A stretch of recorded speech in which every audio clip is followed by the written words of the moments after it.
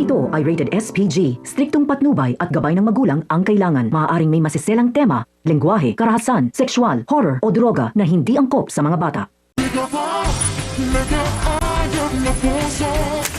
Isang mapagpalang araw mga kapamilya at narito ang mga pinakamainit na tagpo sa Coco Martin, Gabo. Buong akala ni Gabo na ang mga pulis na sumalakay sa kanilang lugar ay ang tunay na dahilan kung bakit nalagay sa bingit ng kamatayan ang kanyang amang si Rudy. Dahil dito wala siyang ibang iniisip kundi makahanap ng paraan upang makaganti at makalikom ng perang kailangan para sa pagpapagamot ng kanyang ama. Hindi niya alam na mas malalim pala ang ugat ng lahat ng nangyari. Samantala habang nangyayari ang misyon, lalong tumitindi ang alitan sa panig ni Samantha. Sa bawat pagkakataong nalaman ni Ricardo ang kanyang mga kilos, puro pang mamaliit at pagdududa lamang ang kanyang natatanggap. Ngunit sa halip na paghinaan ng loob, lalo pang naging determinado si Samantha na patunayan sa kanyang ama na mali ang tingin nito sa kanyang kakayahan. Dahil sa malamig na pakikitungo ni Ricardo, hindi na rin maiwasan ni Samantha na itanong sa kanyang sarili kung tunay ba talaga siyang anak nito. Ngunit ang hindi niya alam, may mas malaking lihim na matagal nang itinatago ang kanyang ama.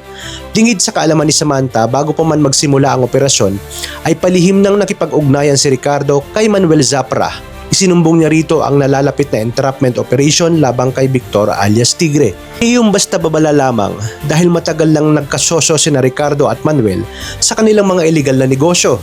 Kaya naman habang naniniwala si Samantha na suportado siya ng kanyang organisasyon, may taong unti-unting sumisira sa kanilang operasyon mula sa likod. Ngunit mas matindi pa rito ang revelasyong nakatago sa likod ng buong misyon. Ang mismong taong nag-utos kay Gabo na hulihin si Victor alias Tigre ay si Tatang. Ang hindi alam ni Gabo, ang taong gusto nilang dakpin ay apo mismo ni Tatang. Si Victor alias Tigre ay anak ni Manuel Zapra at si Manuel naman ay sariling anak ni Tatang. Taon na ang lumipas simula nang itinakwil ni Tatang si Manuel dahil sa matinding alitan nila tungkol sa ginto.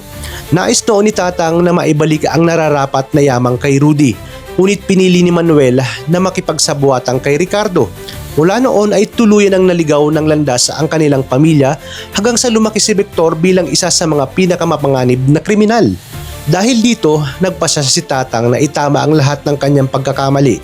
Hindi niya ipapahuli si Victor para ipahamak ito, kundi upang mapigilan ang tuluyan itong pagbagsak. Bilang isang lolo ay umaasa siya na may natitira pang pagkakataon upang maituwid ang landas ng kanyang apo at mapanagot din ang mga taong tunay na nasa likod ng lahat ng kaguluhang ito. Kasabay nito, hindi pa rin ibinubunyag ni Tatang kay Gabo ang buong katotohanan. Hindi niya sinasabing may direktang kaugnayan siya sa nangyari kay Rudy at sa madilim na kasaysayan ng kanilang pamilya. Ayaw muna niyang guluhin ang isip ni Gabo habang isinasagawa ang operasyon labang kay Victor alias Tigre na kanyang apo. Naniniwala siyang darating ang tamang oras para ipaliwanag ang lahat. Ngunit kailangan muna nilang magtagumpay sa paghuli dito kay Tigre.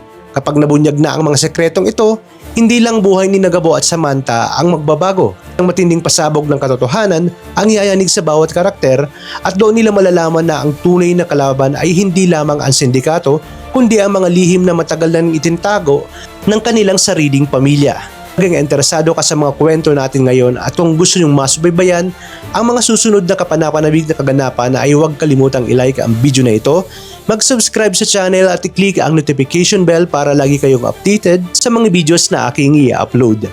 Maraming salamat sa inyong panonood at pagpalain tayong lahat, mga kapamilya.